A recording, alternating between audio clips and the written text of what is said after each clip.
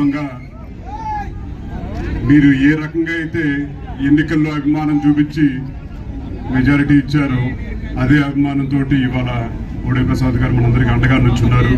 భవిష్యత్తులో కూడా ఇలాగే కలిసికట్టుగా ఉండాలని చెప్పి కూడా మిమ్మల్ని అందరినీ కోరుకుంటూ, ప్రజల కోసం పోరాడితే తప్పకుండా ప్రజలు గుర్తుంచుకుంటారని చెప్పని ఒక ఉదాహరణ కీర్తిశేషుడు వంగవీటి మోహన్ రంగా గారు.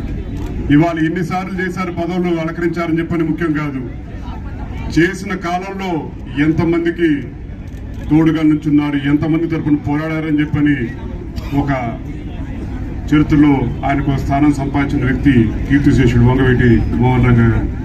ఆయన కేవలం 3-3.5 సంవత్సరాల పాటే శాసనసభ్యుల కింద ఉన్నారు. ఆయన భౌతికంగా మన నుంచి దూరం అయ్యి 3.5 దశాబ్దాలైనా సరే ఇవాళ కూడా ప్రతి ఒక్క చాట ఆయన విగ్రహం ఏర్పాటు చేస్తున్నారని చెప్పంటే ప్రజల తరపున నుంచున్నారు కాబట్టి ప్రజలందరూ గుర్తుంచుకున్నారు.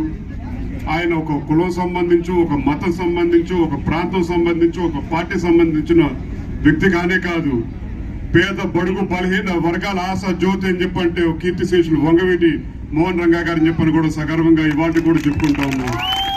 తప్పకుండా రాబోయే రోజుల్లో కూడా ఇదే ఐకమత్యంతో మీరు చూపించే అభిమానం తప్పకుండా కలిసికట్టుగా అందరం ప్రయాణం చేయాలని చెప్పని కూడా మరొకసారి మిమ్మల్ని అందరినీ కోరుకుంటూ, నాకు ఈ అవకాశం ఇచ్చిన పెద్దలకి, రంగా గారి అభిమానులందరికీ పేరు పేరున హృదయపూర్వకంగా